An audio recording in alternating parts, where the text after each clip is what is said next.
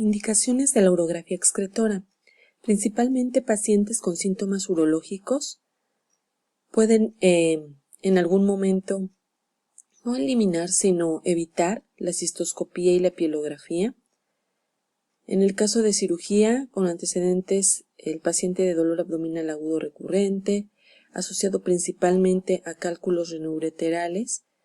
En ortopedia, el dolor para la evaluación del dolor dorsal crónico.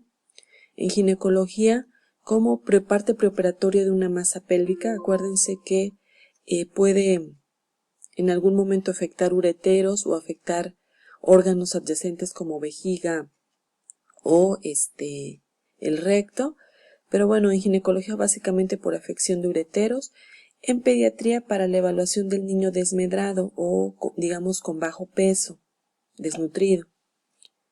¿Cuáles son las contraindicaciones de la urografía excretora? Pues podemos clasificarlas en absolutas y relativas.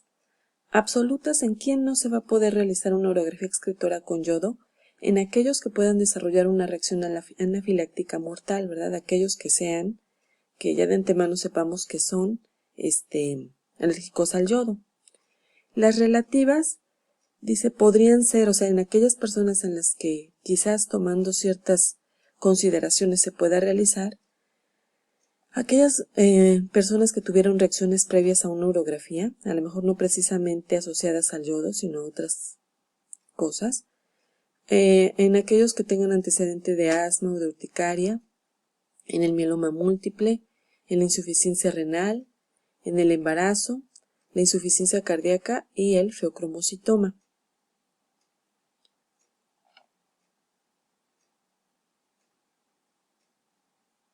Les comentaba también que hay otras dos formas de realizar una urografía con un procedimiento un poquito modificado. Una de esas técnicas para realizar esa urografía es la técnica de Winchester-Arata, que también se le conoce como urografía por infusión. En el caso de la urografía excretora convencional, les comentaba que el yodo se mete en bolo y es durante los primeros minutos cuando tenemos que ir tomando las diferentes proyecciones. En el caso de la urografía por infusión, esta no se va a meter en bolo. Se prepara también cierta cantidad de medio de contraste de acuerdo al peso del paciente y de acuerdo a la concentración del medio de contraste y se coloca, hagan de cuenta, como una especie de suero. También se canaliza al paciente, solo que aquí se le llama por infusión porque se le va a ir administrando el medio de contraste por goteo. De esta forma no se hace trabajar por así decirlo, al riñón de una manera tan brusca o tan forzada, sino poco a poco. ¿Cuándo se puede utilizar esta urografía por infusión? En casos de urgencia, es decir, cuando no sepamos si el paciente es alérgico al yodo o que tenga algún otro antecedente en especial. Se puede realizar en pacientes con insuficiencia renal cuando no tengamos o no le podamos realizar otro método de imagen. Cuando también se puede realizar para tener una represión de la vejiga, pero de una manera lenta. Cuando hay el antecedente de cirugía reciente. Cuando hay el antecedente de una hidronefrosis intermitente. Y también se puede utilizar para visualizar el parénquima. Les había comentado que en las urografías excretoras hay dos fases. Podemos evaluar distintas cosas. Esas dos fases es la fase nefrográfica, donde vamos a evaluar precisamente el parénquima renal, y la otra es la fase de eliminación, donde se evalúa más que nada el sistema colector. Es decir, cálices, pelvis, ureteros, hasta su desembocadura en vejiga. Esta técnica, la verdad es que ya es muy poco usada por infusión porque pues ya hay otro método de imagen, ¿no? La uroresonancia magnética. En esa uroresonancia pues ya no es necesario meterle al paciente un medio de contraste como el yodo, ¿no? Sino que muchas veces la misma orina del paciente sirve para realzar o el sistema colector o y también pues ofrece una buena imagen para evaluar el parénquima renal. Entonces, la verdad es que esta técnica ya está prácticamente en desuso. Digo, solamente cuando no se tiene otro método de imagen, no se cuenta con con otros métodos o no es accesible para el paciente, se puede realizar. Miren, aquí hay unos ejemplos de algunas enfermedades vistas por urografía excretora, no precisamente por infusión, sino en una urografía excretora de tipo convencional.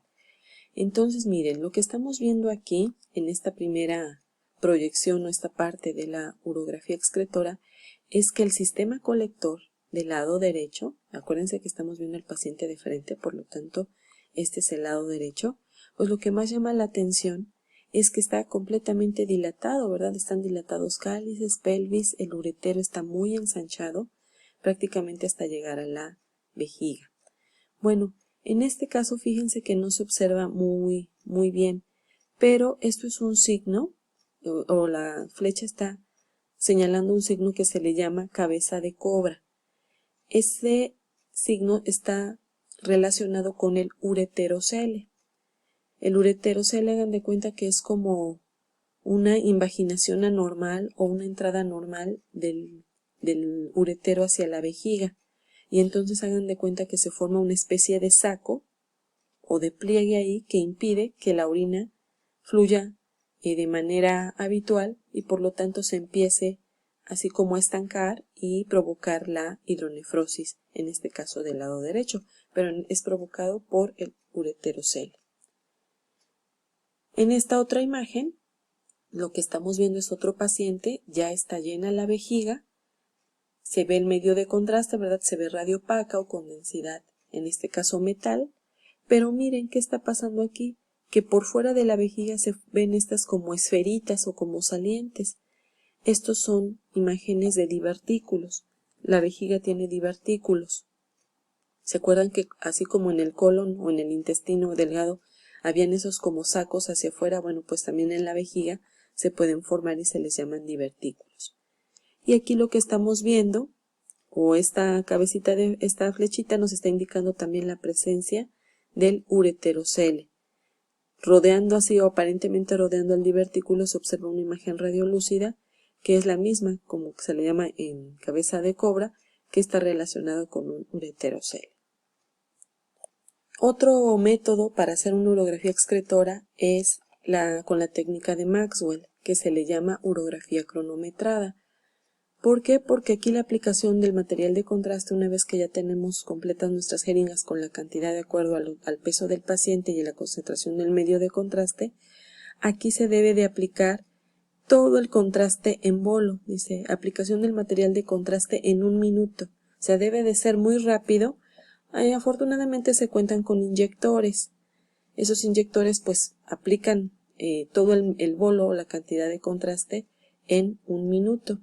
A veces si no se tiene el inyector se hace de manera manual, pero sí hay que procurar que sea la instilación muy rápida en el paciente, ¿verdad? También es por una vía o a través de un vaso.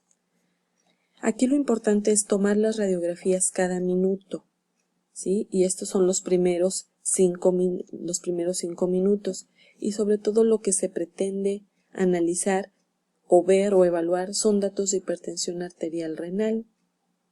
O sea, prácticamente esta técnica de Maxwell sirve para valorar hallazgos de hipertensión arterial que tenga su origen a nivel renal.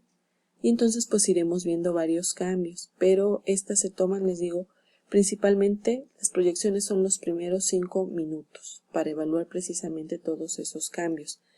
Estos 5 minutos incluye la fase, por lo tanto, nefrográfica y la fase ya de eliminación.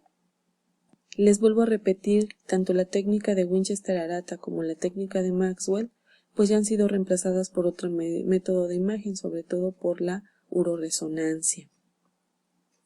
Pero se pueden utilizar para casos muy específicos como los que hemos comentado, ¿verdad? Sobre todo la de Winchester-Arata, cuando hay el antecedente de insuficiencia renal, y la de técnica de Maxwell cuando pensemos en una hipertensión de origen renal. Miren, aquí hay segmentos también de la urografía excretora. En esta primera imagen, miren qué bonitos se están dibujando, por así decirlo, los riñones, el riñón derecho, el riñón izquierdo. Esta es la fase nefrográfica. Este se puede obtener en los primeros 3 minutos después de haber, digamos, inyectado o instilado el medio de contraste en el paciente. Y lo que vamos a ver es la concentración del medio de contraste en los riñones. Nos permite ver forma, tamaño, situación y si hay defectos de llenado, ¿verdad? En este caso son riñones normales. En esta otra ya estamos viendo la fase de eliminación, ya es después de los 5 minutos. Lo que estamos viendo en el riñón derecho, bueno, habría que ver el resto del estudio, pero aquí ya prácticamente se terminó la fase de eliminación, si es que eliminó el medio de contraste, y lo que estamos realmente viendo es la fase de eliminación del riñón izquierdo.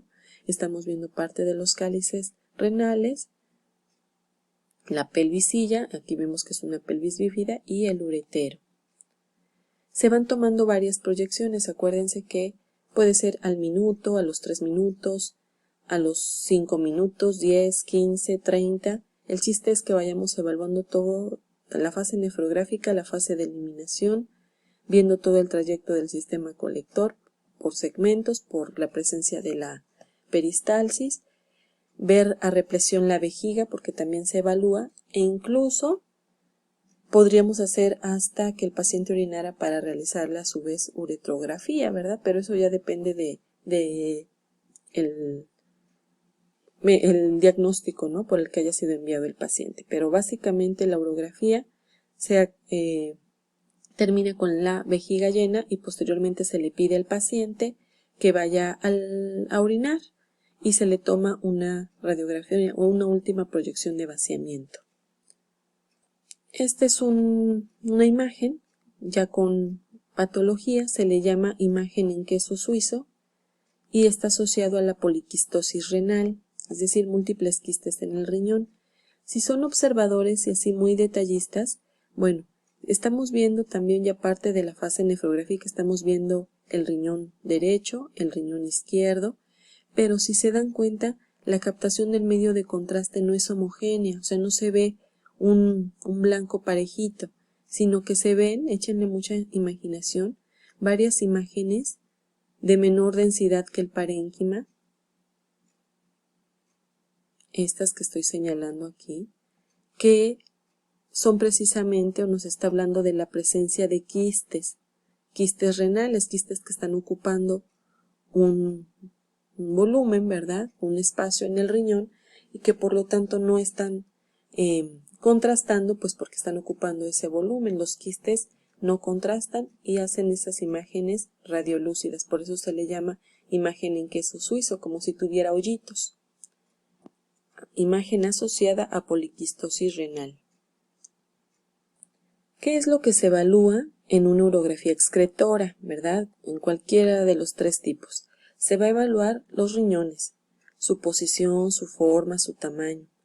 El sistema colector, vamos a observar sus papilas, los cálices, los infundíbulos y la pelvis. Los ureteros, su localización, su aspecto, su trayecto, su calibre.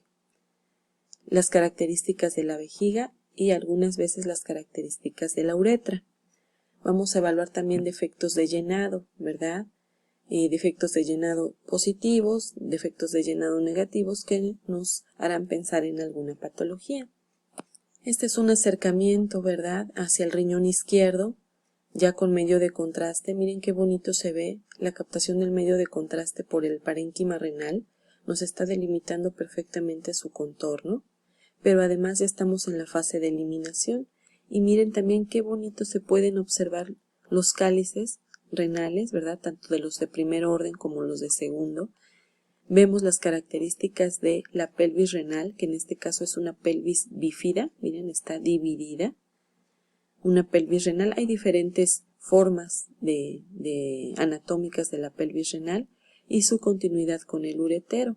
Vemos que el contraste está opacificando de manera homogénea cálices, pelvis, uretero, y es lo que se espera cuando hay defectos de llenado. Por ejemplo, cuando llega a haber algún lito en el trayecto del sistema colector, vamos a suponer en el uretero, lo que se ve es un defecto de llenado radiolúcido, como una bolita negra, que es la presencia precisamente de ese lito.